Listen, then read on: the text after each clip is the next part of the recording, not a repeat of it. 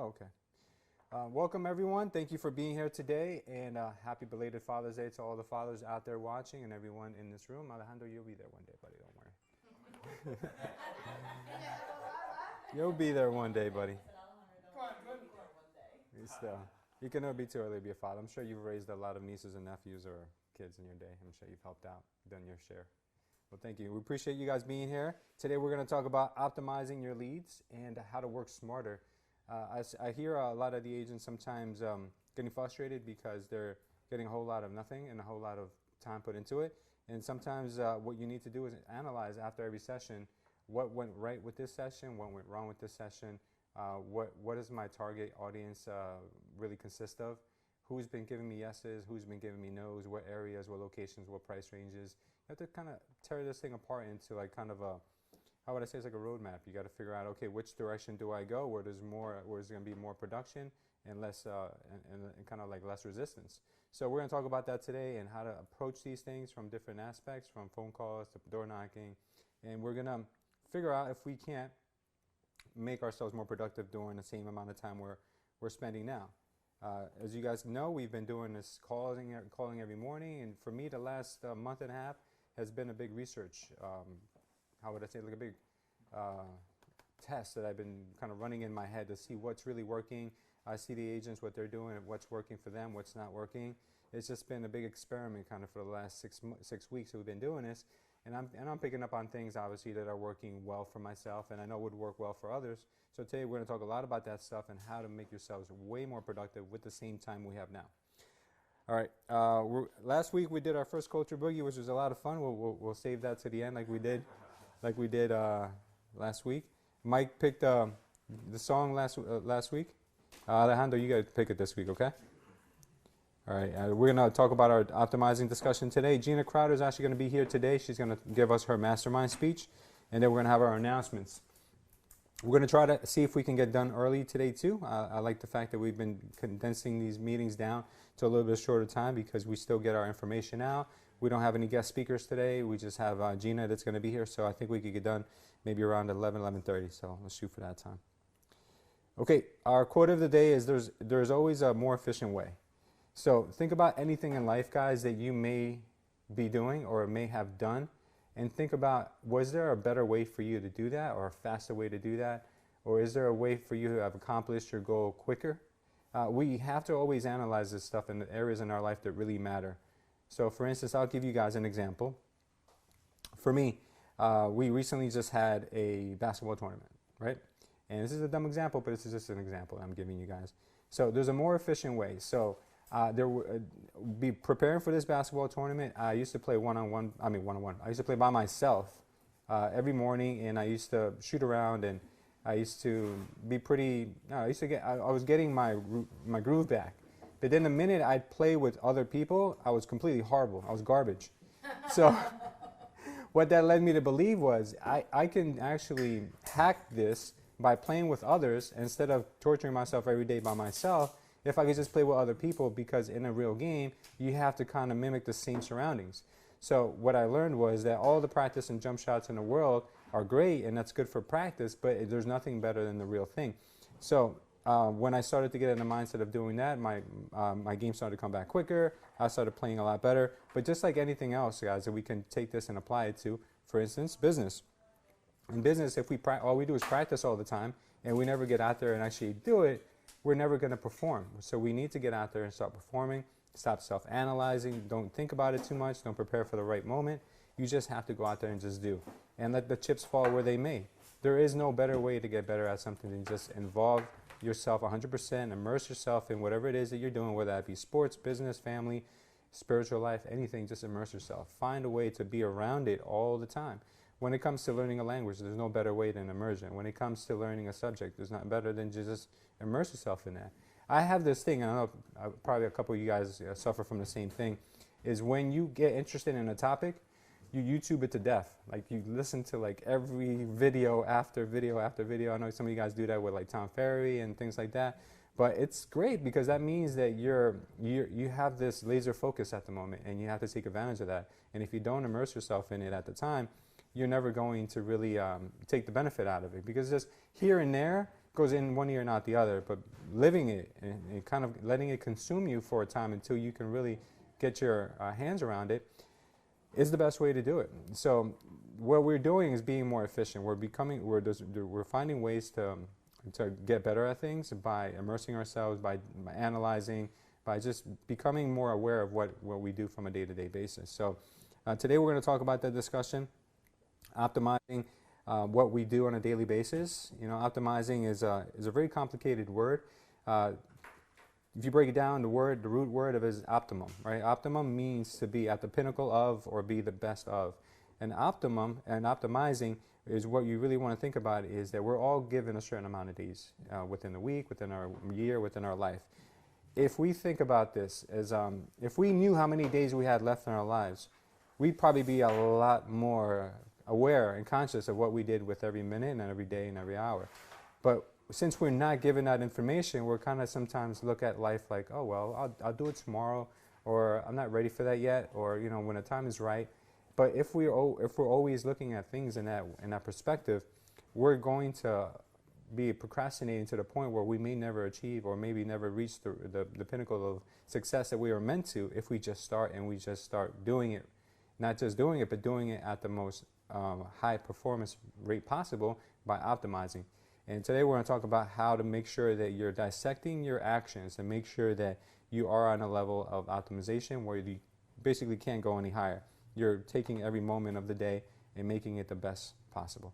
So the first thing I want to talk to you guys when optimizing is, let's say your prospecting list, right? We're going to talk about your prospecting list and what this consists of, who it consists of, where it consists of, and what are the attributes that you can use to make it better. So first things first, right? The type of list that we sometimes tend to put together. Sometimes we put together distress lists. Sometimes we put together farm lists. There's such thing as violations lists. For some of you guys who have never even heard this, you may be picking up on a couple more options for lists for you guys to use. There's tax lien lists, and there's surrogate lists. The list goes on and on, I would say. But there's so many different things that you can pick. You can pick a 65-year and older list. You can pick so many different things, but I'm just giving you some examples right now of types of lists and how we can optimize these lists by just paying attention, by looking at the data and watching our results. Now, for you out there who have used the dialing system, or the guys here are using the Mojo system, at the end of your dialing session, it breaks down to you how many phone calls you made, what percentage you contacted, how long you were on the phone, who were the people you contacted. So what I would suggest is after making about 30 days of phone calls, download all that data and see where the majority of your business is coming from. It might be coming from a certain town, a certain county, it might be coming from a certain demographic, it might be coming from a certain price range, it might be coming during certain hours. So what you need to do is figure out, okay, how do I take all this data and make it work for me? And after you've done that, now you can be more efficient and you can make more business happen in the same amount of time. I got this idea because last week Margaret said to me, no one's answering my calls. I mean, I'm calling, and everyone is like not answering, or everyone's saying no. And I said, well, what kind of list are you running? She's like, oh, I'm just running a union list, the city union. And I said, okay, well, try something a little different. Try to hit a targeted audience. So she did. So she went to I think she used presence of elderly, and she used 10 plus years in the house. And by doing that, what it gave her was a friendlier response because she was getting older people on the phone now instead of these, whatever, younger people who might have an attitude or think they know everything. So she was getting a lot warmer phone calls. She was getting a lot warmer responses. And she was actually ended up having really meaningful conversations with people. So afterwards, she says, I love this list. I like this a lot better. So all it consisted of was figuring out what she didn't like. And instead of saying, you know what, I don't like this, let me just give up the whole thing altogether. Let me see what aspect of it I don't like, eliminate that, and get more of what I do like, and then start to focus on those people instead. So what I want you guys to do in order to increase the business you're currently getting right now is look at the listing appointments you've gotten, look at the listing leads that you've gotten that are warm, and analyze them and say, okay, what people were they? Where were they from? What age group were they at? You know, what did their maybe price range consist of in a home? So those types of things. And if you feel like 90% of your business is coming from 10% of the population, figure out a way to just target that 10%. That way your turn rate ratio is going to be so much higher. It's going to be so much better. The reason why I early on gravitated to a certain type of business, which was working with investors and working in the distressed industry, was because I would waste tons of time with first-time home buyers, and it used to drive me up the wall. But when I used to start working with investors, they'd make the decisions on the spot. Sometimes I wouldn't even need to show the home. They could just drive by and make an offer. So I started to realize, wow, I could make more money per hour working with investors and working in the distressed industry than I could by being a traditional agent showing homes to first-time home buyers all the time. Now, for me, it worked better. For other people, they do really well with first-time home buyers because they have the knack for it, they have the passion for it, and they know how to close people when the home is right. I personally didn't have that gift back then. I didn't know how to tell people, make a decision on this home because it's the right one for you. I used to just be too nice, and I used to just let them make all the calls. But when I learned that there was a distressed industry and there was investors who didn't need to be coaxed into buying a home, it worked for me, and I did better than ever. But that was just me personally. So you need to figure out for you guys, okay, I do great with first-time home buyers, but only first-time home buyers that meet this criteria. Only first-time home buyers that have already shown the attributes of being interested, such as being pre-qualified, meeting with me, giving me their timeline, and actually reaching out to me, not the other way around. I'm always reaching out to them. So you will find out that, look, there is money in this business. There's money in any business as long as you know who your audience is and who your audience should be. I've learned a long time ago that when you try to cater to an audience that doesn't want your business or doesn't want your product or doesn't want your whatever you're offering, your services, what you're going to do is you're going to be neglecting the audience that does want you. And yeah, what's going to happen is you're just going to be kind of, in a way, sabotaging yourself and your own business, because instead of servicing the people who do want your business and people who need your business, you're trying to almost kind of prove something to yourself that, no, everyone has to love me and everyone has to say yes to me. Let me go for the people who don't say yes to me right now and turn them over somehow. You can't be all things to all people, and you can't make everyone happy all of the time. You have to focus on what the world is telling you. Look, if you're attracting X demographic, work with X demographic. As you can see, like there's people who, for instance, a good example of this is Gary Vaynerchuk, right? You guys know Gary Vaynerchuk. He's a business guy. He does a lot of YouTube content and things like that. When you look and when you see who are the people who are following him the most and people who are getting it, it's young people. It's the young people. He doesn't try to go after, baby boomers and say, no, baby boomers, come and watch my content. He caters to them. He gives young people advice. He gives examples of real world scenarios that young people go through. Things about college and things about like going against what your parents want for you because you know it's right for you. And then he caters to that because he knows that those are the people who support him. Even though he's probably twice their age, he caters to them. He doesn't try to cater to the people that are not following him. So same thing with you, and he's done it exceptionally well. So the same thing with you guys. If it's a demographic that is following you, work with them. If it's working for you, work with them. That's all that really matters. So for instance, let's take now our distress list. Let's start with a distress inventory, right? If we're making distress phone calls and we're calling all over the place, so we're calling, just say we're casting a wide net, as I'm doing right now. I'm casting a wide net within 5 or 6 different counties, and I'm just calling everyone. But I seem to be getting enough data where maybe a month from, maybe 3 to 4 weeks from now, I'll be able to have enough information where I can see where the majority of those are coming from. And if I can then at that point say, well, okay, most of my business is coming from Union and Essex County instead of coming from 5 or 6 different counties, I'm just going to focus more time in those counties. And that's exactly where I'm going with this. If the price range is also an issue, then I might just focus on a different price range. So distressed information is great. How do you get distressed information? Right? How many of you guys don't know how to get the distressed data? We get it on RPR on the Garden State, right? Okay. Yeah. How do you download that information? Well, I have it on my phone. There's an app, and then you just put in your information as far as your agent number, and literally wherever you're at, yeah, it pulls up those properties within that area. Like for instance, I at my aunt's house, and I said, let me go on my RPR right now, and let me just see how many distressed properties, how many sold, all that good stuff. Yeah. Going forward, basically, it was 15 properties, and it was like 2 sold, the ones that are for sale. So I broke it down within that actual area that I was in. Can you download that to a CSV format and upload it to No, Mojo? all you have to do is just go onto your apps on your phone, download. It's called RPR. Yeah, we use RPO. And once you go ahead and download it, it literally pops up. How And it's all on your phone. How do you contact them? How do you make it part of your dialing list? Well, you would have to go into the actual location of the property that is distressed, and then you'd have to go and get the number. It doesn't have the number there. Okay, I'm going to show you guys right now how to take the systems you already have in the office and to make it work for you when it comes to distress, which I feel distress, for me at least, because distress converts a little bit better than just calling a cold market, just calling a farm.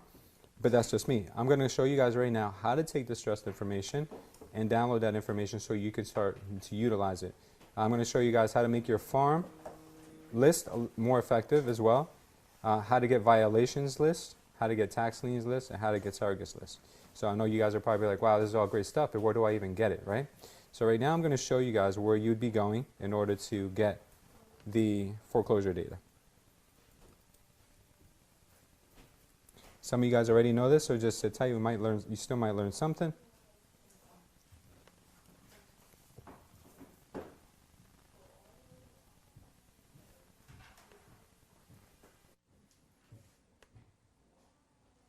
So for getting this Yeah.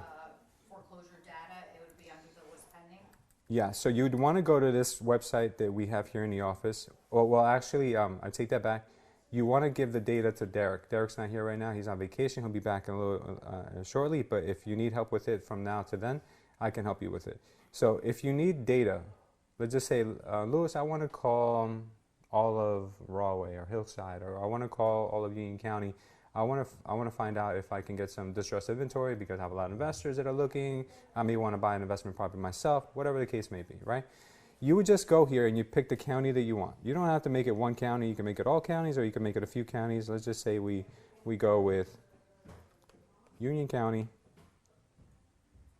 After we go to Union County, we just got to go to File Date Range. This means when did they first file the list pendants against the property. List pendants is the formal complaint lawsuit against the property to take the property back.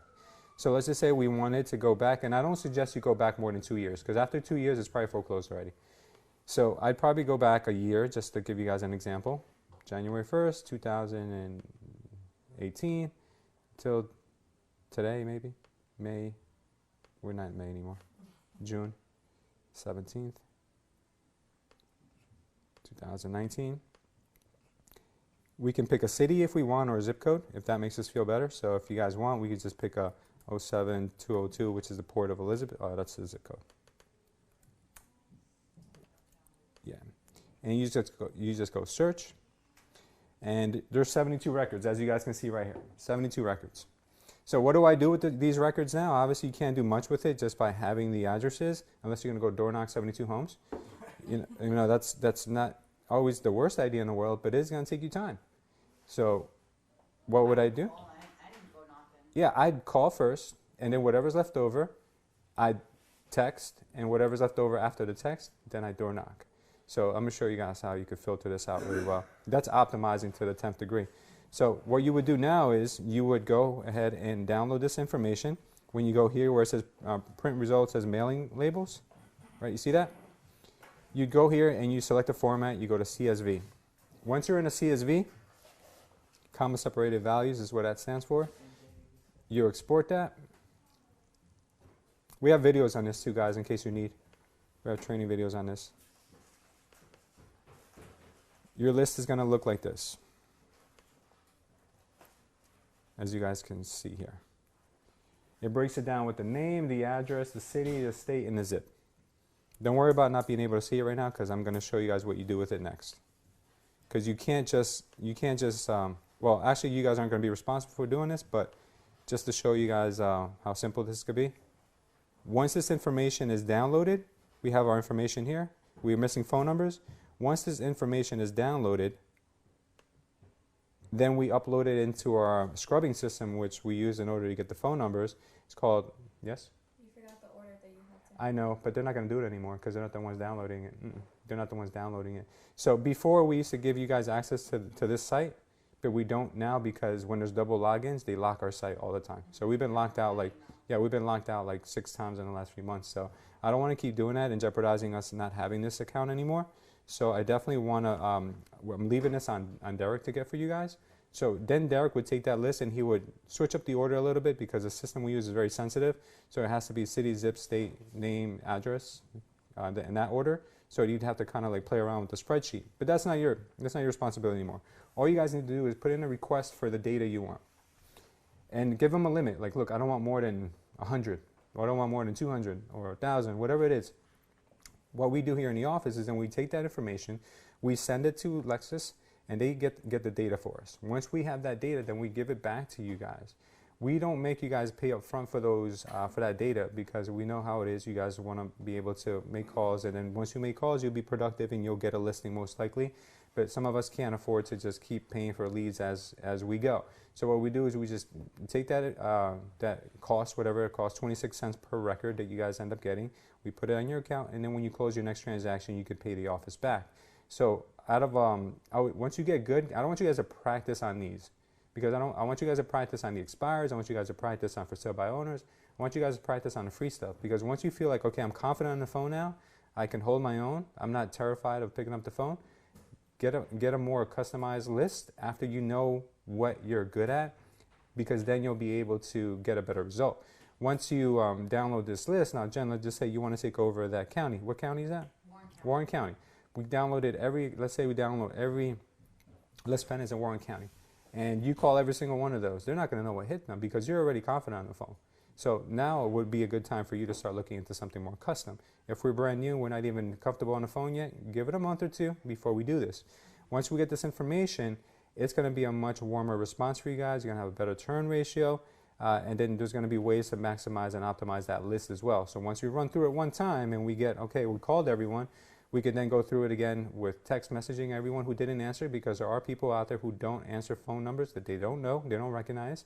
Some of them are obviously going to be mean, some are going to be nice. It doesn't matter. We just work with the nice ones. And then afterwards, if there's still stuff left over, you highlight the ones that are like really good properties, and you just go door knock. You know, you don't have to. It doesn't have to end there with just one thing. It's good exercise. You guys could door knock the homes around that home too. You don't have to just door knock one and then leave. You door knock the one house, then you door knock the 2 neighbors on the left and the 2 neighbors on the right. You never know. You know, your odds go up dramatically at that point. And then you go to the next house. You know, you can make a weekend out of it if you guys have nothing planned. Now that the weather's nice, there's no reason not to door knock. So try this out, guys, if you guys want to try to get some distressed data. If you don't want to be in that space, it's okay. You don't have to. We do have a girl in-house who does process our short sales for us, so you don't have to be a short sale processor, because I know that takes a lot of time and it's a little aggravating. Okay, next, the next one is the Cole Realty source that we use. This one, I'll show you guys how to optimize your list a little. I don't want to live chat them. What am I doing?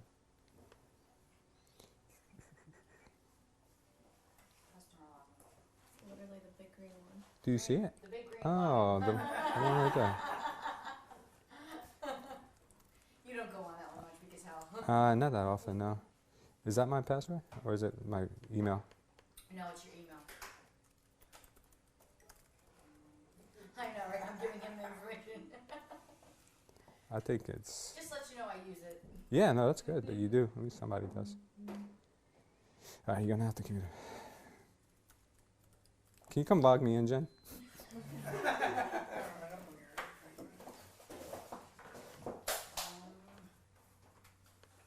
it call 123? Oh, it was. Oh, It yeah, was. one, two, Oh, that's what it was. exclamation. Gotcha. People, we're live. You better change that password. That's why I didn't want to like look at my passwords because Sorry. it's okay. So funny. Okay, so this is how we can optimize our list just a bit. So once we're here, you guys know that we've been using Prospect IQ, which is a little bit better because it allows you to put in more targeted information.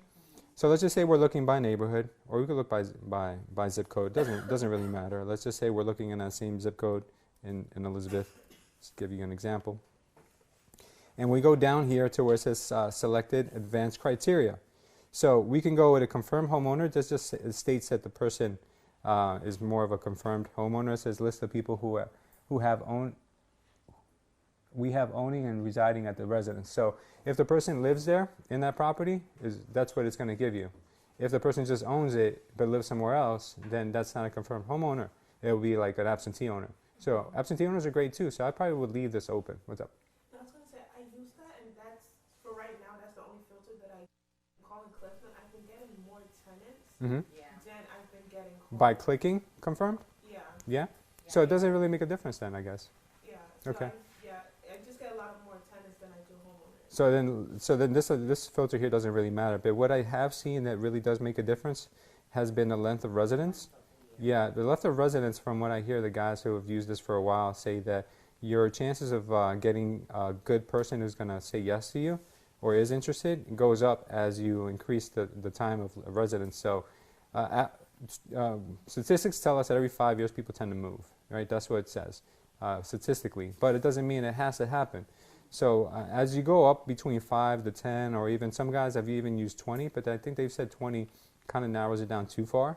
And you're going to get just probably elderly people at that point. That's the only thing you're going to get. I would say there's probably a sweet spot here. You guys need to play around with it and figure out which one it's going to work for you. But I would say at least 5 to 10 years should be your minimum. Then after that, guys, there's really not much else that I would tell you to put in here. You can play around with some of these filters to see if there's anything here that makes a difference from when you call. But I think it's just a shot in the dark for now. And who knows if this data is even accurate. But we do know that the length of residence has been accurate. And the other thing that I think you should look at too is there's a thing here that says presence of elderly. Where is the presence of elderly? Absentee owners here too, guys. So absentee owners sometimes convert a little better too, because they're not emotionally attached to the home as much. It's more of a financial decision for them. So this might be okay for you guys to check out from time to time. But there is presence of elderly somewhere. Oh yeah, presence. Yeah, it's right here, family, presence of elderly. So presence of elderly might be okay, because then you might get an older demographic, which means that you might have better conversations with them. Keep in mind, one thing I've always taught you guys when you're working with anyone who's a senior citizen, make sure that before you work with them, you ask them if there's anyone else in their family that's helping them make decisions. Because when they sign your listing agreement and whoever is in that family is their caretaker or someone who looks after them, they're gonna flip their wig on you. They're gonna get so mad, and they're gonna literally threaten you with lawsuits and things like that, because there's people who obviously don't just say yes to everyone. They're not competent. You don't know that. What's up? Question about the absentee owner. Yes. That's like an investor too. Yeah, absentee owner is like an investor, someone who owns a home but doesn't live at that residence. So that's an absentee owner. So play around with some of these things, and you guys will get different. You guys will get different turnouts, and just start to keep track of what's working better for you, and then you can keep doing more of that. So for those of you who have never used this site before, this is really not a 101 on how to use this site, but how to maximize the information. So if we wanted to run this list, all we would have to do is just go down here and hit search, and then from then on we can break it down to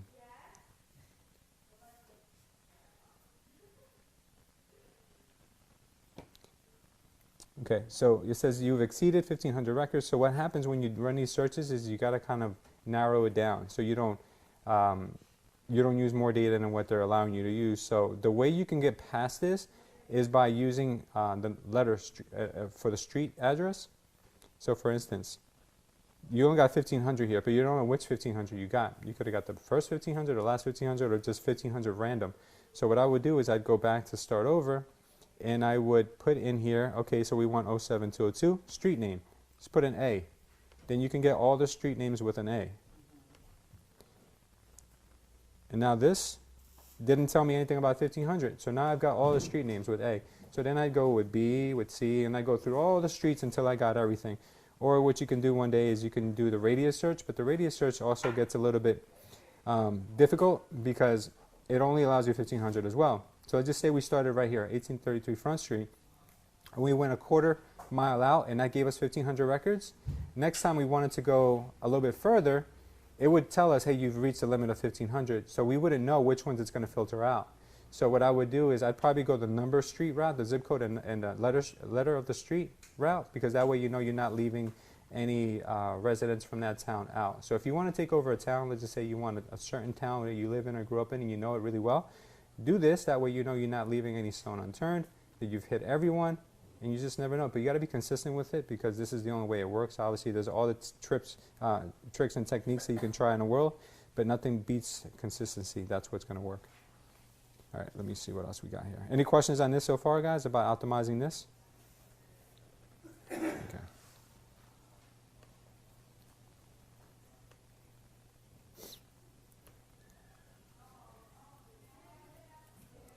Okay, you have then we just talked about the farm. Cold data is more for your farm. Do you guys find there's a way to optimize your farm better than what you started off doing in the beginning? You guys know what a farm is? You guys familiar with the term? For those of you who don't know what a farm is, it's just a geographical area that you want to target, or it could be a demographic that you want to target. So let's just say it doesn't have to be this part of Scotch Plains. It might be, my farm is 500 people who are foreclosing, or 500 people who have who are in, what's that called? The estate sale. You know, maybe it's someone they inherited a home. It could be your farm. So as long as you service your farm, you're in good shape. So I think later on I'm going to talk to you guys a little bit more about how to make sure you target your farm from every angle, and you don't leave, how would I say, like a place where they could hear from you unturned. So you want to make sure you always get them from as many different possible angles as you can. So let's go next to violations. So violations are, have you guys ever driven down that street where there's a house with the high grass and it's like, oh my God, why don't you cut that grass? Or a house that looks like the shingles are falling off and it looks like, you know, they have front stairs that are cracking and all that's messed up. Chances are that house has violations on it. So when you say to yourself, wow, I wish I knew who the owner of that house was, you know, I can probably get them to sell. It looks like they've abandoned that house, and that's 100% true. You know, most people probably have abandoned those homes, and they want nothing to do with them for one reason or another. So what you can do at that point is, instead of driving aimlessly down every single street and saying, oh, that looks like an abandoned house, that looks like a house that has violations, you can actually go to the municipality and ask them to give you a list of homes that have violations on them. It's public information. So if you're looking to be that person in that town, go and get that list. Once you get that list, it's not going to come with phone numbers. It's just going to come with addresses. So you have two options at that point. You door knock everyone, send letters, do it that way, or you can get the phone numbers. Same way, just give that information to Derek and he'll give you the list of numbers back. So yes, it's going to take a little bit of work on your part to get the data for violations, but it's a demographic that's not being targeted as much. The people, agents are calling a lot more expireds for sale by owners.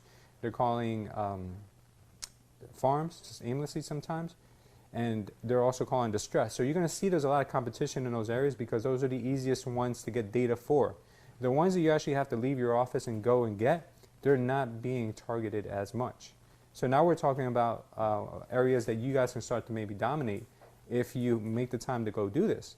So imagine if you go once a week to get the violations list from different towns, and you just call them during the week. You're going to get a good turnout, I guarantee you. And you're going to get some deals that are incredible because they're not, sometimes maybe they don't even have a mortgage on them maybe, or sometimes maybe they just want to sell just to get this property off their hands. So violations list can be very profitable, guys, if you guys can find those. Next is your tax liens. So tax liens are like, okay, I haven't paid my taxes in a year, so someone paid the taxes for me, and now I have to do something with the house. Either I got to refinance it so I can pay the taxes, or I got to sell it. I got to do something. I got to get money from somewhere. So if you go to the same cities when you're asking for violations lists, you can also ask for tax lien lists. Now the tax lien lists, again, they don't come with phone numbers, so you gotta think outside the box. You got to figure out a way to find these people. So once you get that information, you got to now make that part of your daily prospecting. You got to hit these people up and see if they're willing to sell. And a lot of them are. I know a lot of agents who have started doing things like this and they become very successful with it. If it works for you guys, I'm super happy about that because you have to find what niche is for you. And then lastly, we have surrogates. So for those of you who don't know what surrogates are, it's the people who have been named as the heir of a home or someone who's an estate executor, someone who's basically getting a property that they may or may have no interest, owning. So these are a little bit tougher, not because it's harder for them to sell it or anything like that. It comes with its own complications. A little bit tougher because you don't really want to come off as being opportunistic because the person's mom just died and you're calling and you're like, hey, would you like to sell the property by any chance? And you're like, my mom just got buried yesterday. You're calling me. Like, you got to be careful with those. So either you got to find you see what I say with business guys is you either got to be the first one or the last one. You pick. Which one do you want to be? So if you're going to be the first one, you got to get your dialogue in check. You got to make sure that you know how to have good bedside manner, how to talk to people when they're grieving, because you're going to be, with these people especially, you're going to be almost like a therapist, okay? So if you're not that type of person who cares genuinely about how people feel about losing a loved one, this may not be the right demographic for you. But if you are, you can make this possibly your niche. You can make this, and I can see a woman doing well in this. I can see a woman doing well. I see guys come off a little bit more opportunistic. Women actually are more nurturers. They, obviously they're mothers. Not all women. Jolie would be terrible. Your mom died? Too bad. You want to say how? Show up in the grave. This follows her like she's pushing them in the grave.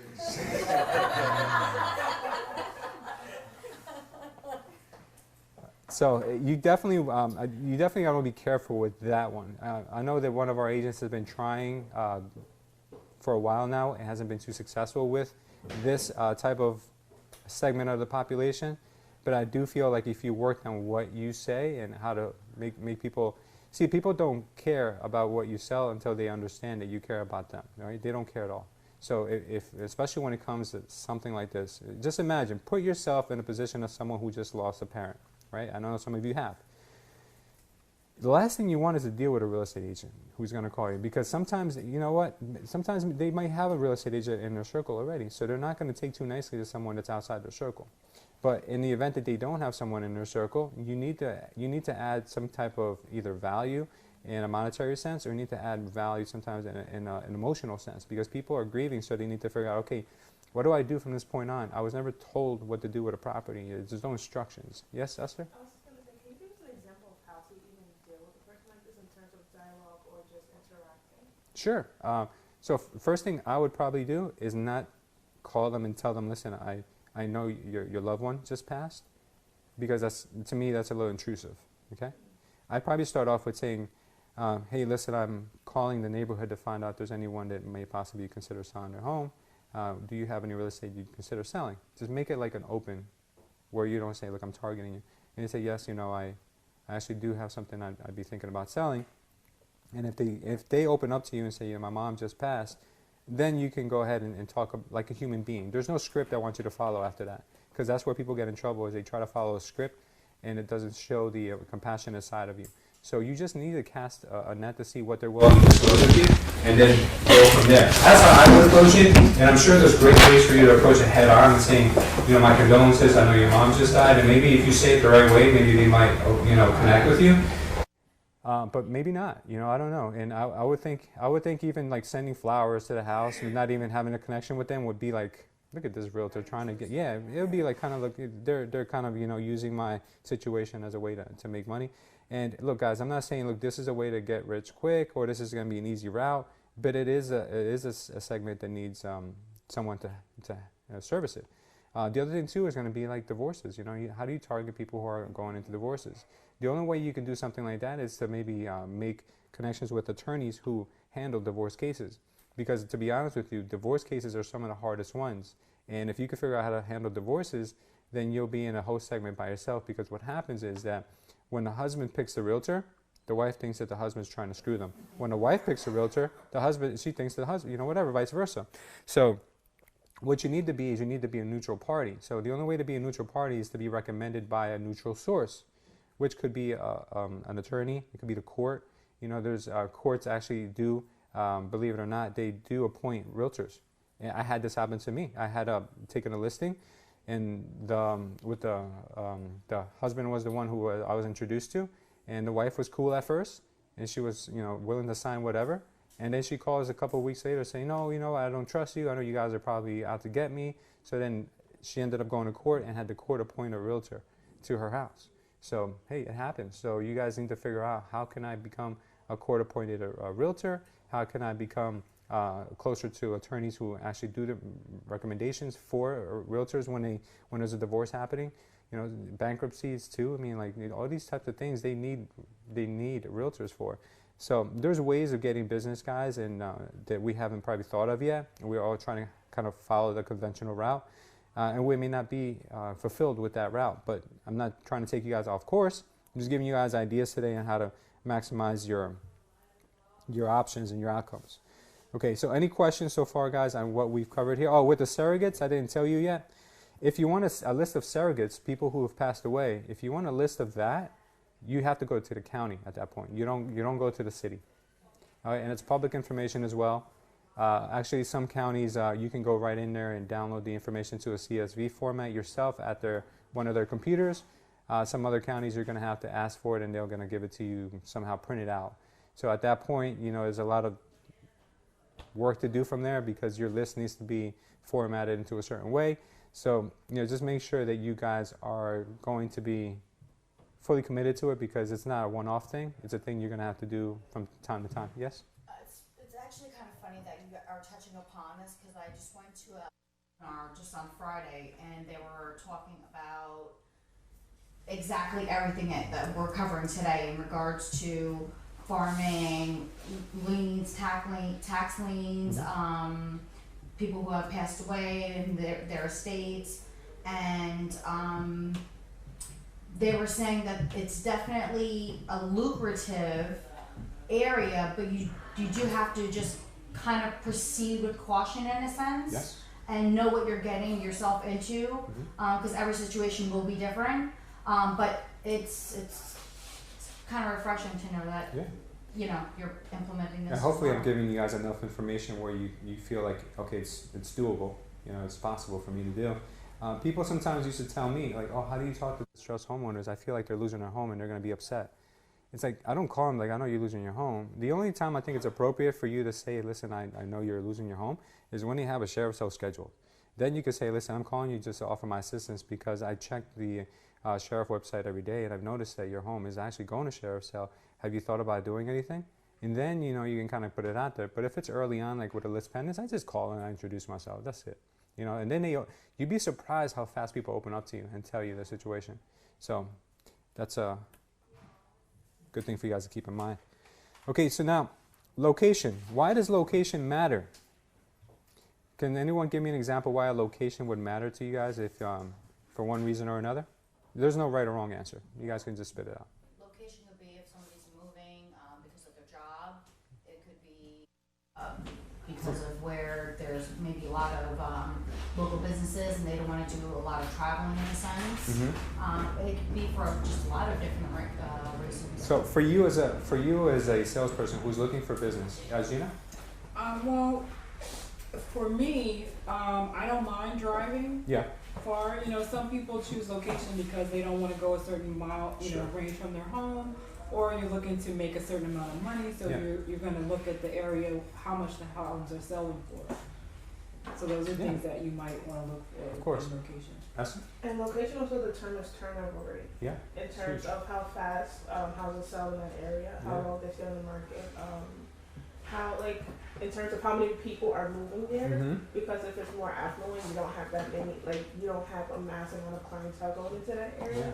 So that, Exactly. So what we're figuring out today, guys, is how to maximize our time and our leads. Okay. So if location plays a part in it, it's going to be in the following ways. So Esther mentioned the turnover rate. So turnover rate is something you guys have to understand is different for every city, and it's different for every even section of a city. So if you look at the data on Garden State MLS to see how many sales happened in certain towns, you're going to be different in every town. And then you also have to think about, okay, well, how many homes are in that town? How many sales happen? What kind of a ratio is that? Also, how many real estate agencies are there in that town? You have to do a lot of digging before you can figure out where is a good place for me to start investing my time and efforts. So, for instance, if you want to take over Union, right? Union is a huge town, has huge turnover, which means a lot of sales every year, But also Union has also a lot of competition. They have a lot of agents who are calling. So that might be a town that you might think of as being a good place as long as you perform better than every other agent. So you have competition there. But I'll give you an example now. Jen just moved to Warren County. Warren County may have a slower turnaround rate because there's less homes, but also there's less real estate agents also who are willing to actually put the work that she's probably going to be putting out there at the level that she's going to be putting it out. So that might be an open opportunity. It might be just like I said the other day, a blue ocean where she has no competition whatsoever, and she'll probably take that county by storm. But that's just me thinking optimistically, hypothetically in her case. But you guys have to do the research for yourselves and figure out, well, if I'm trying to break into, let's say, New Providence, which has very low inventory, very low turnover, then you're going to have a harder time breaking into that town, and you're going to have to work at it much, much longer than you would if you were, let's say, for instance, looking to break into Westfield or Scotts Plains, because there's more turnover. There's more homes that are selling. There's more inventory.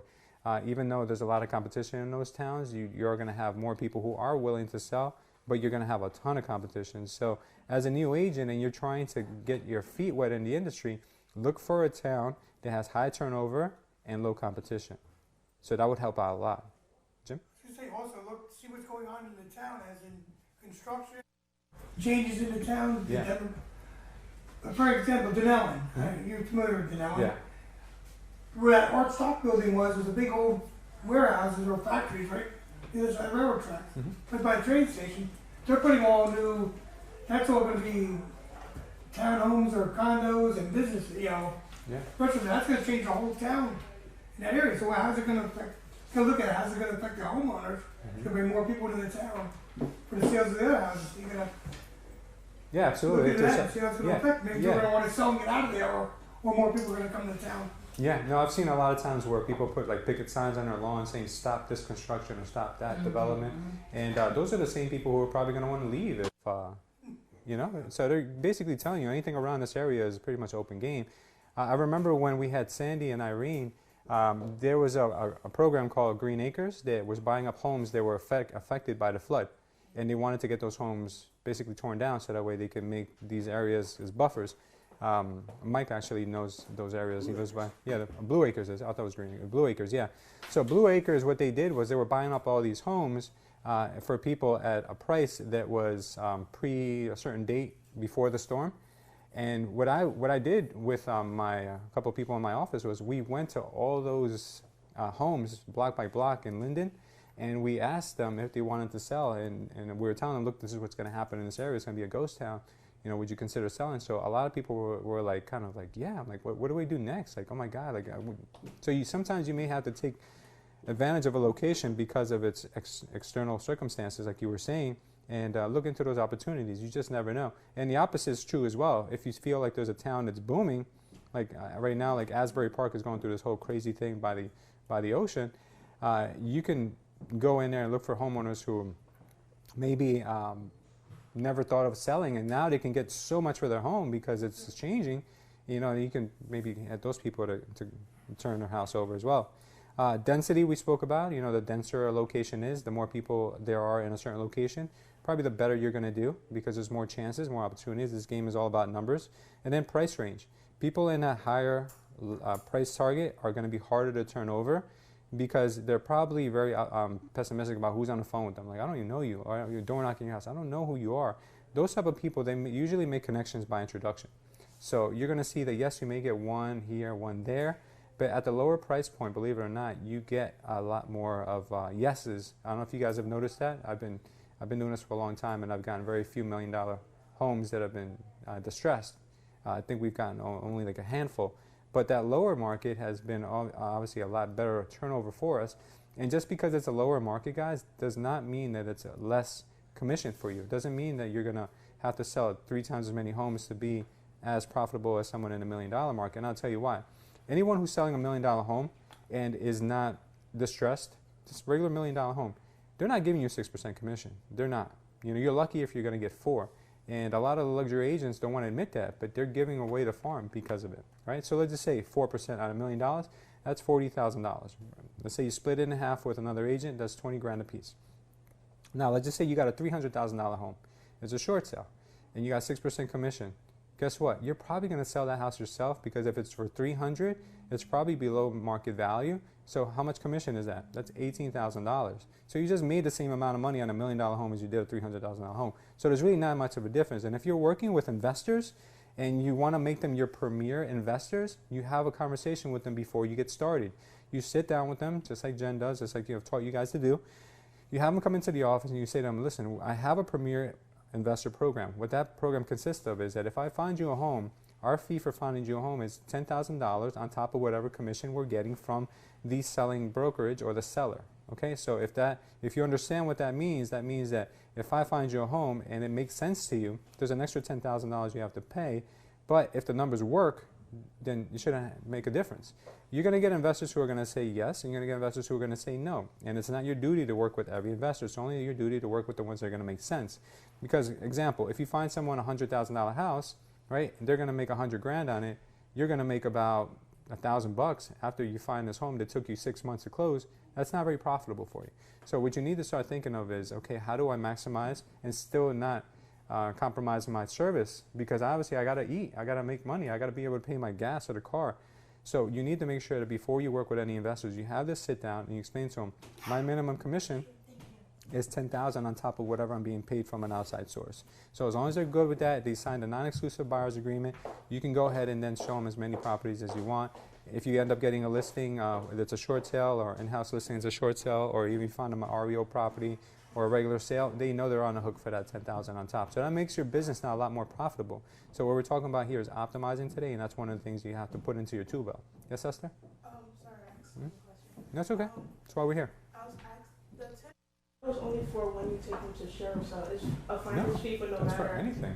Yeah, I started charging the $10,000 to investors way before the sheriff sale I even put into place. The sheriff sale thing just was like a no-brainer for me. I'm like, okay, well, sheriff sale, opportunity, we use a buyer's agreement. That's it, ties it all in. So no, it's for anything. As long as you have someone who's willing to work with you as an investor, you can't run around for $1,000. It just doesn't make sense to anyone. It doesn't even make sense to them, because I'll tell you what, a person who is being compensated well will work much better than a person who's not being compensated well. So you got to understand it benefits them as an investor. And they only have to say yes to the ones that make sense. They don't have to say yes to everyone. So they're not paying a dime until you find them an outstanding deal. Next one, the time. So like we spoke about before, the length of residency makes a big impact on how your list is going to perform. So making sure that you're calling people that have been in that home for at least 5 years is going to dramatically increase. The time of day is also going to increase your probability of turning a list or turning a leads over. So statistics tell us that mornings and then 5 to 6 is a good time for you to make phone calls. So try to make sure you're calling during those times. And also the time of the week also makes a big difference too. There's certain days that you convert better than others.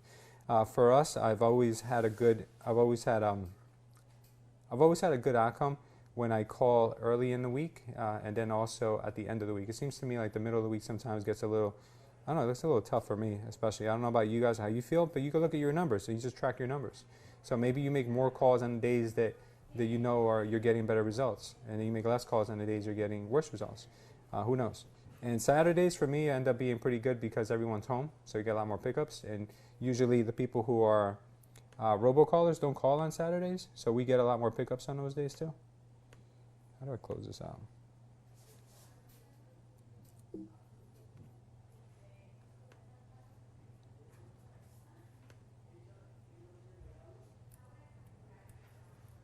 Sorry, guys. Yeah, so next is follow-up. Okay, so nothing's going to make your list more optimized than to make sure you're automating your follow-up. In the old ways that I used to do my prospecting, I used to put everyone down for a follow-up call, and I used to do a few hours of calling a day and maybe 1 to 2 hours of calling and then an hour of follow-up every day.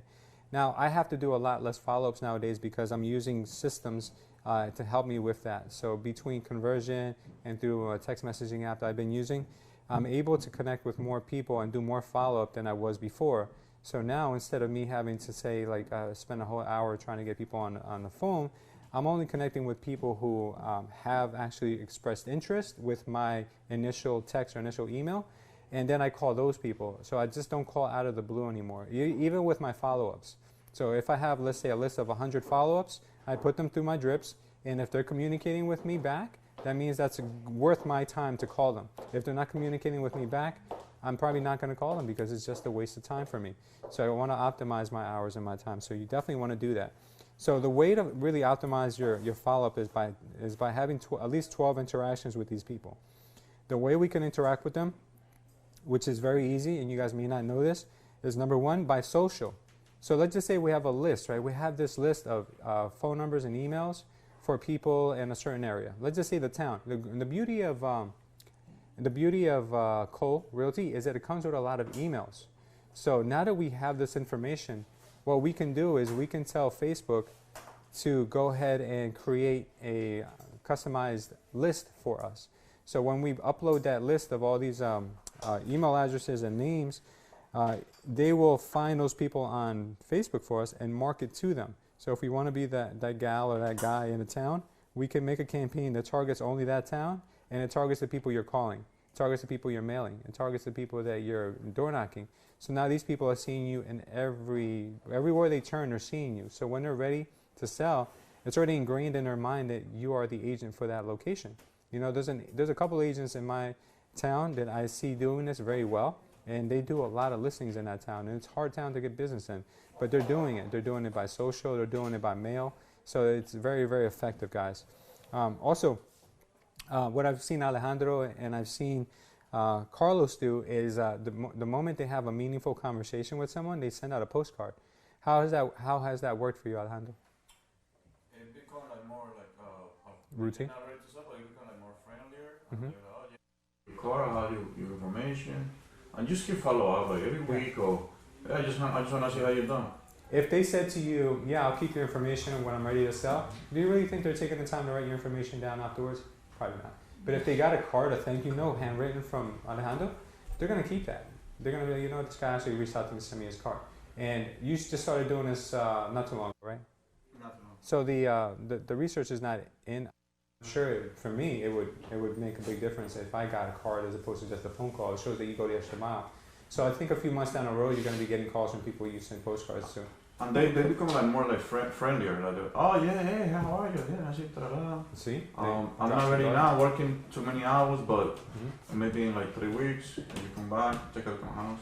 Yeah. So it's like more like, yeah, get like friendlier. Nice, I like that. Text messaging works really well, guys, but we're limited to text messaging in conversion to 50 people at a time. For those of you who are doing the morning routine with us, I want to start introducing this to you guys when you guys are ready for it.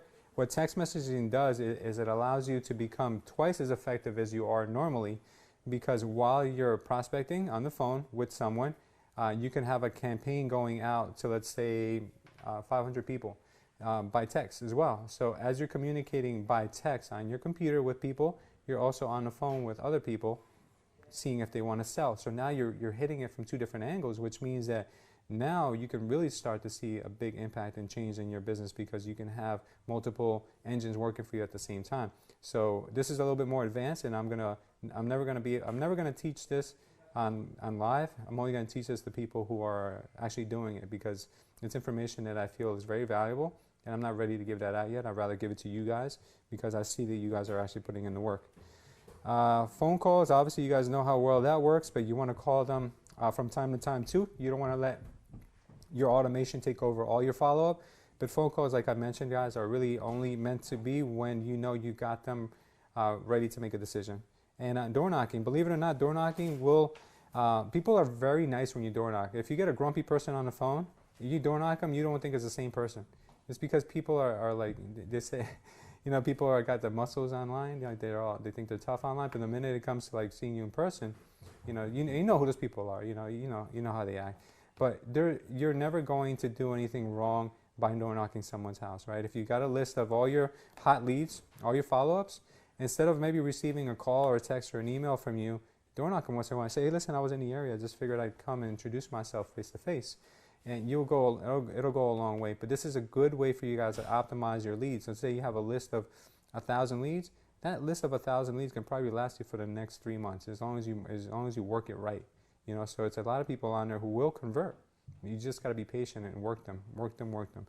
Okay, and I believe we have shortcuts, right? We spoke about the shortcuts. We have the drip campaigns. How many of you guys know how to take drip campaigns and automate them for your leads? You guys know how to do this stuff? Okay, if you don't know how to take the drip campaigns on conversion and automate them to your leads, you guys need to make some time with Derek as soon as he comes back, because drip campaigns are very effective, but they only work if you make them sound like you. You can't make them sound like someone else. You guys can use mine because mine are a little bit more human, but there's some on there that are very robotic. Esther, you had a question? Yes. Hmm? I'm going back to the follow-up. Yeah. I wanted to ask, Ultra have like a brochure or something we can add onto our realtor resume? Because something I do get often, and I don't know, maybe it's just me because I haven't created one, is that, oh, can you send us more information about your company? Yeah. And personally, I'm like, I don't really know what to send. Sure. Yeah, that's happened to me actually. Yeah. I don't mean to cut you Go ahead. off. What I did was I actually go on Culture's YouTube and I take properties that have been sold already. And I don't know if you added your video bio to your email yet, but when you do that and when you say, hey, click here, then it shows this is what the company has produced. And I mean, that's what I personally do. Maybe you might. No, I was referring to something more physical. Because Yeah. sometimes people want something more Well, physical. it is physical. Those are videos that. Like, you mean in person? properties that are sold. Yeah, like something I can mail them. Yeah. Well, rather we than sending an email. We have pamphlets, but what we're getting in the office pretty soon are binders. They have like swirl binders. Very cheap for you guys to put together. And what you could do is put your resume in there, quick CMA about the property, and then you can make the last page or one of the pages in there a bio on Culture Estate. But that will, if they're expecting something in the mail, then you should wow them instead of just sending them like something a one pager, or better yet, deliver it. You know, tell me, oh, you would like to know more about our company? That's great. I'll drop off our packet to you this afternoon. Will you be home? Something like that, and then just drop it off. Very, very easy to do. So yeah, we do. We have information. Believe me, you can use our resume. Our resume is pretty impressive as well. Okay.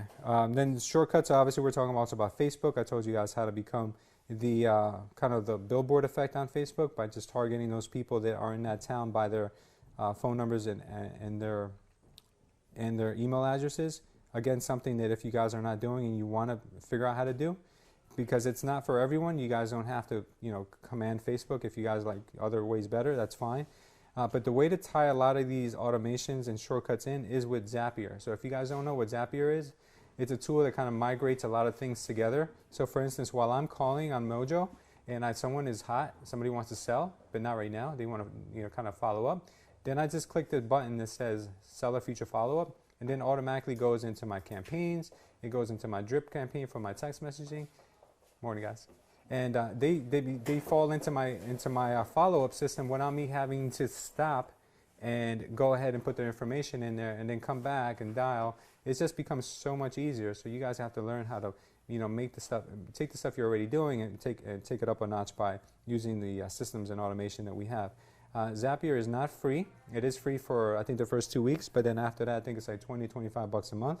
But it's worth it because it gives you back a lot of time. Obviously, you guys know that Mojo is the best way for you, or not Mojo, but a dialer is the best way for you guys to make the most calls in a short amount of time.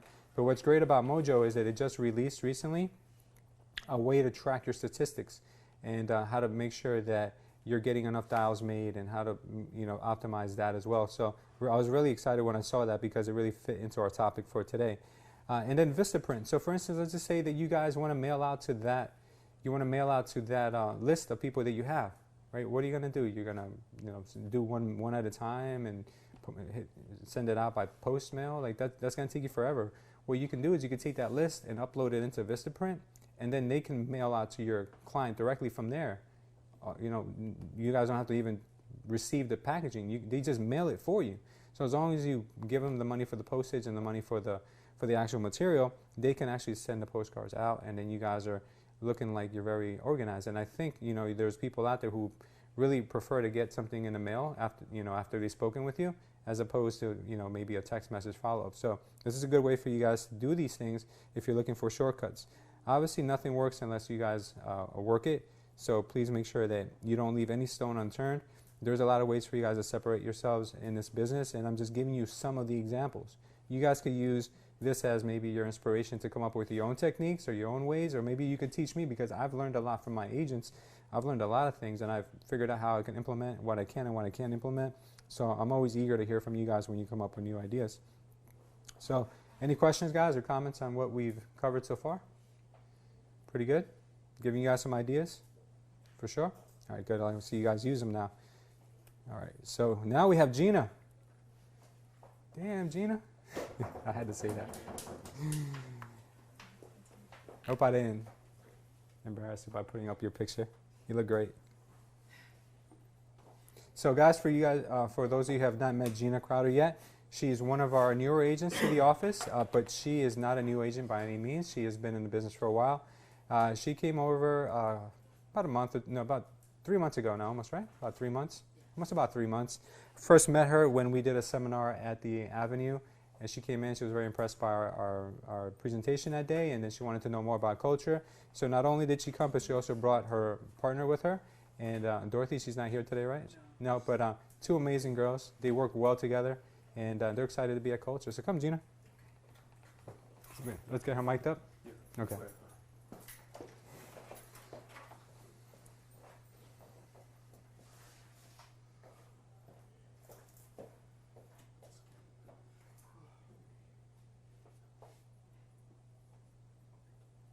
She can just hold that in her hand, I guess.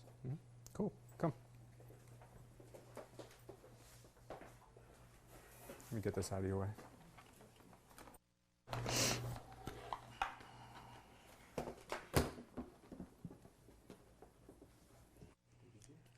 Welcome. Good morning. As you just said, my name is Gina Crowder. I came from Stryker Realty in Rahway. I've been in the business since 2013. Working part-time, and then 2 years ago I just left my job. They were restructuring. I applied for 3 different positions. My director, who I've been working with for 10 years, said, "Oh, you need to change your resume, you need to change your letter." And the 3rd time I said, "No, you need to give me a package, I'm gonna leave." So that's what I did. All right, so I know this is supposed to be a little bit about me. But my father passed away a year ago, June 9th. And so I've been, going through some things, trying to deal with that. So this is a little bit about me and a little bit about him. I was born in a little town called Mounds, Illinois. It's on the very southern tip of Illinois. Both my parents grew up there. They each had 12 siblings. Yeah, so they really grew up very poor. But my dad joined the military in 1968, and he was a career Army military police for 27 years. So during that time, we moved a lot. From the 19 years that I was at home, I lived in Virginia, Oklahoma, Kansas, California, Kentucky, and twice in Germany for 3 years. So yeah, we were always transitioning, homes, schools, friends, and it was a little difficult. I went through a point in my life where I actually found out my dad was not my real dad, and so I kind of started rebelling at that point in time, and it kind of made me start lying to people, because I was moving. I'm like, oh, I'll just be this person in this place and this person in that place. So that was kind of my way of coping with that. And it's been a difficult journey, trying to get over that and still realize that my dad was my dad, and that was the truth. Whether or not whatever else they said, that was also the truth. So in that, the past couple of weeks, I've learned to accept that my truth about my dad is that he taught my younger brother and I how to camp, how to ski, how to swim, how to drive a car, how to change brakes and tires. He also allowed us to embrace differences in people, because we moved, so many different places, met so many different people, different cultures, different food. He taught us to be loving and disciplined, which in turn taught me how to do the same thing for my 3 children and my brother with his 3 children. So out of those 3 children, I have a son who is 33, a daughter who's 31, and a younger daughter who's 27, and she just got married. So that was a great thing for us. We all met in Disneyland. My daughter got married on the beach. It was beautiful. After that, the kids just wanted to play in the ocean. So luckily we didn't lose any of them there. So that's what they did. They ran into the ocean, but that was a beautiful thing. And I continued to instill all the things my dad taught me into my 6 grandkids. My grandson, he's comes with me to show houses. And he's like, Nana, this really isn't a good neighborhood for them. I'm like, but this is where they want to buy a house. He's like, but kids are playing in the street. I'm like, well, that's what they want, so that's what we have to give them.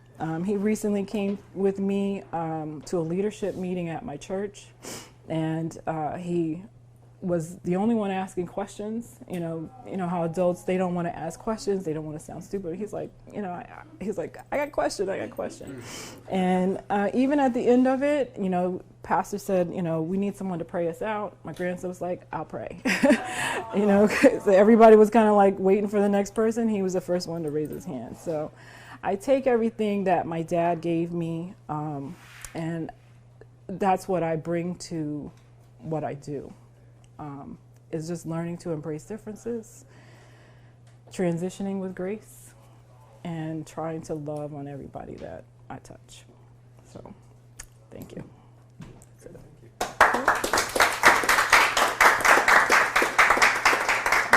Any questions? I'm sorry, questions? Questions? Yeah. I know, he would. I guess I'll start. What is the happiest memory you have with your dad growing up? What's that one time that maybe sticks out more than others? Oh, there's really a lot. I'm really grateful to my dad for helping me as a mom when I got divorced. He took my kids for 2 summers, for the whole summer. That was wonderful. Mm-hmm. It allowed me to go back to school. It allowed me to work. But really just, I had to really think back over everything. Camping, swimming, all of those different things that we may not have asked for and sometimes we didn't want to do. Mm-hmm. But those, I look back and those were really, really great memories. That's nice. So, yeah, we did a lot of traveling in a van too. Mm-hmm. We didn't like it at the time, but it's funny because I didn't like it, but I've done a lot of that with my own kids, mm-hmm. Traveling from New Jersey to Illinois. Nice. So they can tell you many times that they had to sleep in the van. Yeah. That's cool. So, anybody else? Have others? I'm curious about what your favorite place was. You traveled so many places and you lived in so many places. What spot in let's take the United States and Germany, I'm sure has its own set of challenges and advantages, but in the United States, what was your favorite place? Not because of the people, more because of like how it made you feel? Really was California. Oh wow. It was a really tiny bases. Army bases are really tiny usually, sometimes. And so you have your community there, but you also have, the outside people. We call them outside people. Civilians. Yeah. And we live right in Sierra Nevada, so we really lived in the desert. And we were young then, so we played with foxes. And we did a lot of exploring in the mountains. So that really was my most memorable place. Cool. Other places, I was a teenager and I got in trouble. Oh. So. My dad, and being military police meant like he was a cop. Uh-huh. So I know when I lived in Fort Leavenworth, Kansas, they would always tell him when I was speeding. Mm-hmm. And the tickets that I didn't get. Yeah, so because you were able to get your license when you were 14 there, and I had a car. I had a Pinto, red Pinto. No way. Yeah, so I was doing a lot of speeding around the base. Wow. 14? That's Yeah. insane. Yeah, out there they because it's like just so Oh, wide open. because there's a lot of farming going on, Yeah. right? Yeah, I yeah. guess that's why. But yeah, so yes. What lessons did your father teach you that has transpired into your real estate career? Never put it under your mat. I'm sorry. Never put it under the mat of your car. What does that mean? Don't hide anything in your car. Yeah, it's a joke between me and my brother. And in Kansas, you know, you're a teenager, you don't know anything, but you think you do. So, hid some things under the mat of my car. And you know, my dad's like, "Oh, I need to use your car, you know, take it for an oil change." I'm like, "Yeah, sure." So he comes back and he says, "Don't ever hide anything under the mat of your car." And I was like, "Oh man." Busted. Yeah, but you know, it's just that kind of is just like deal with everything out in the open. You know, don't hide it because it's going to come out. Wow. So, yeah. So living on an army base, did you have to go to school like with the other children that were on the army base, or did you go to like a public school with like regular civilians? You usually just went to school with regular civilians. Yeah. This is not a question, but for a grandma, you're hot. Thank you. Yeah, I was I shocked when you appreciate said you that. had grandkids. Yeah, I know. I was Yeah. shocked too. I have 6 of them, so Wow. yeah. Thanks. I appreciate that. Anybody else? No? I have a last question. Yeah. How did switching careers from your other formal career, your formal life, into real estate, was it an immediate, like, yes, I feel liberated, this is great, or did it take some time to kind of find your way? I'm still finding my way. You're still finding your way. Yeah. Explain that to us. Because you have to, I mean, you spend so much time, like I spent 50 years, well, let's just say about 40 years, working for someone else. So it has been a transition working for myself and being more disciplined. And I've had to learn actually to work unto God. So as hard as I worked unto man, you know, because I work many hours overtime, you know, 60, 70 hours a week overtime. And to now transition that into working for myself or working unto God is difficult. And that's what I'm really still trying to establish.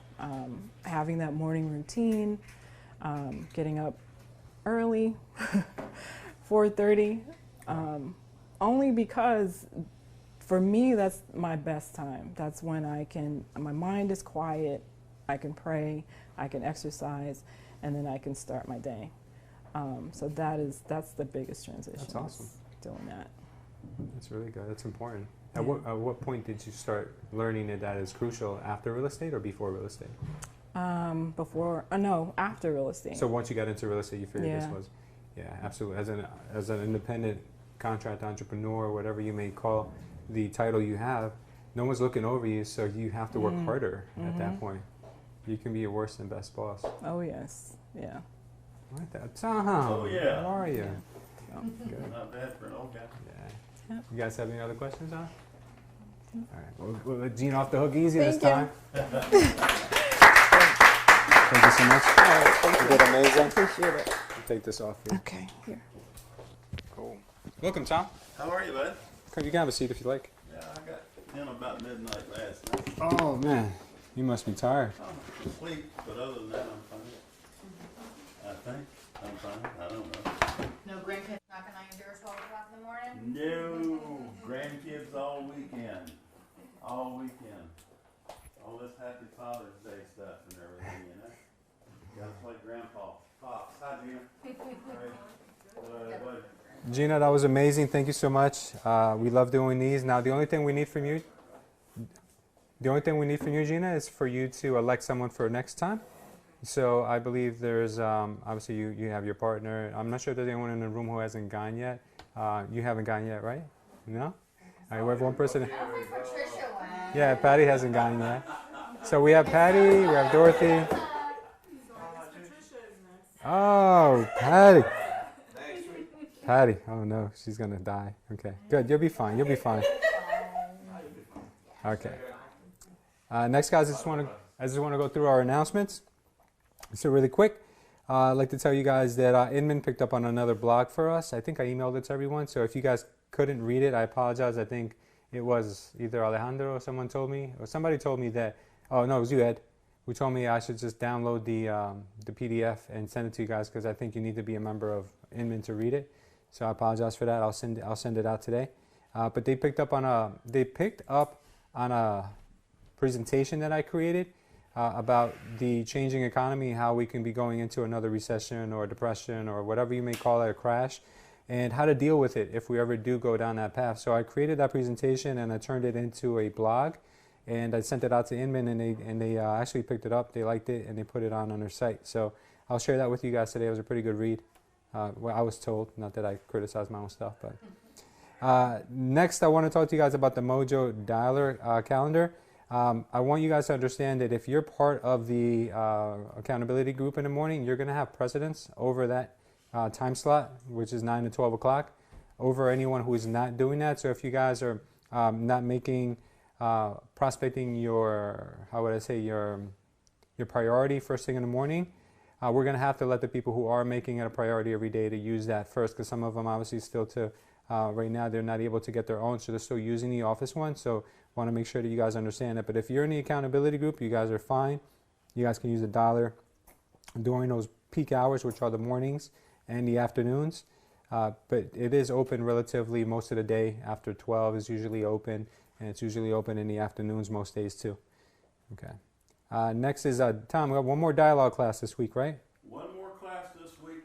I had a lot of requests about going through a listing presentation, how to look at houses, how to walk through on a listing presentation, and do the listing presentation and close for the listing. And so that's what we're going to do.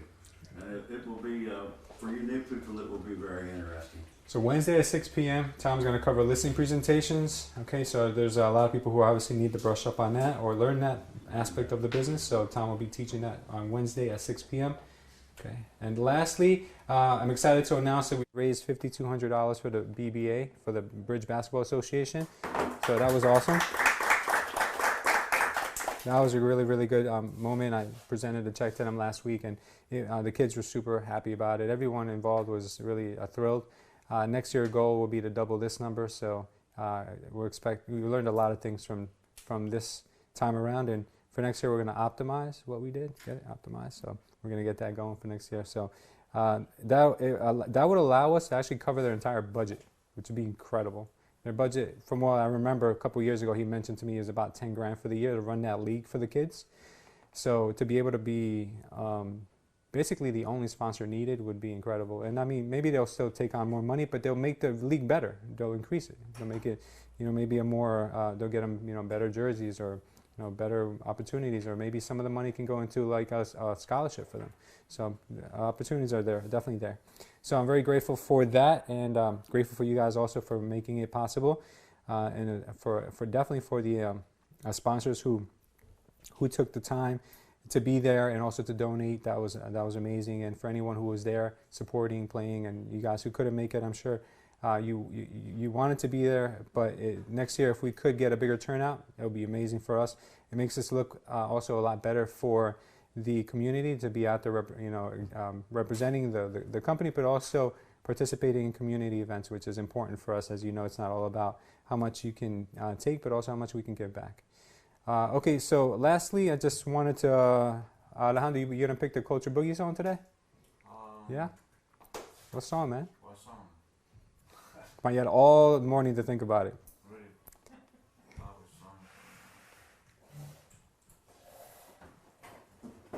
Song. And close out.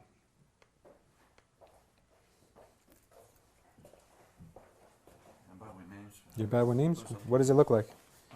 Let's put YouTube. Okay. Then put instrumental. Instrumental? Yeah, reggaeton. Reggaeton. You don't have a favorite song? No? No, just instrumentals and no voice. Okay. 2019 or just the regular one?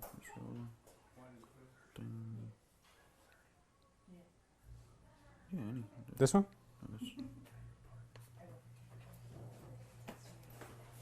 Okay, guys, so I'm going to need you guys to line up. You guys seen Soul Train? You guys have seen Soul Train before, right? You guys know what a Soul Train line looks like? Oh my God. This is Alejandro's idea. Don't blame me. It's his idea. So what we do, guys, we line up, and each one of us has an opportunity to come down the line and do their little boogie. It's a lot of fun. Jonathan, you got the angle? This is fun, man. This is good for the heart.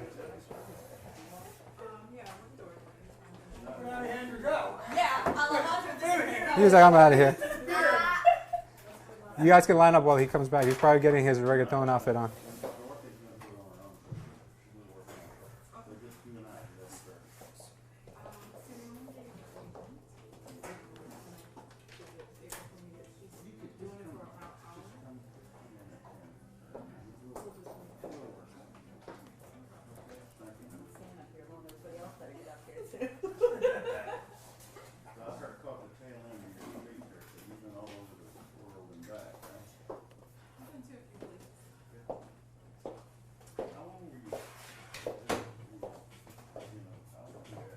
Where'd he go?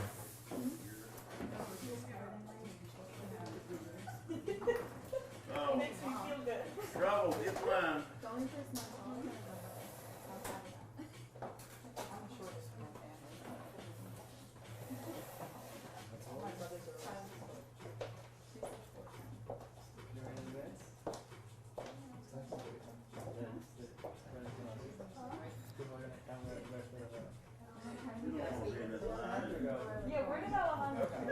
I don't know. You guys, I said, let me embarrass you guys and then leave. No, he'll be right back down. It was a joke. He left.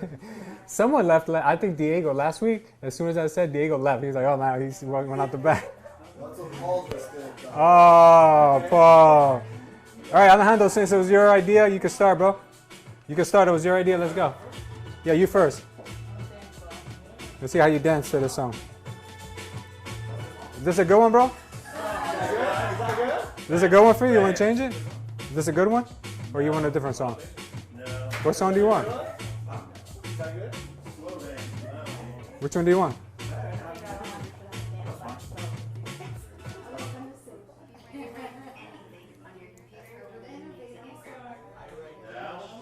There's a lot of commercials on this one. I don't think it's that one. No? This one is slow. It's very Oh, slow. it's slow? Yeah. Okay, this one. This one?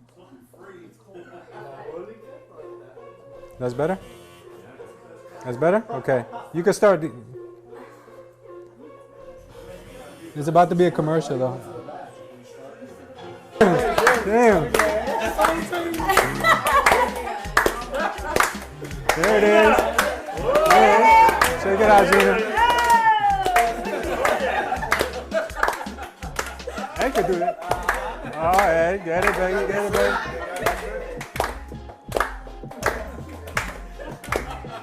Show us how to do it, Charlie. No, you did that one last week. Yeah.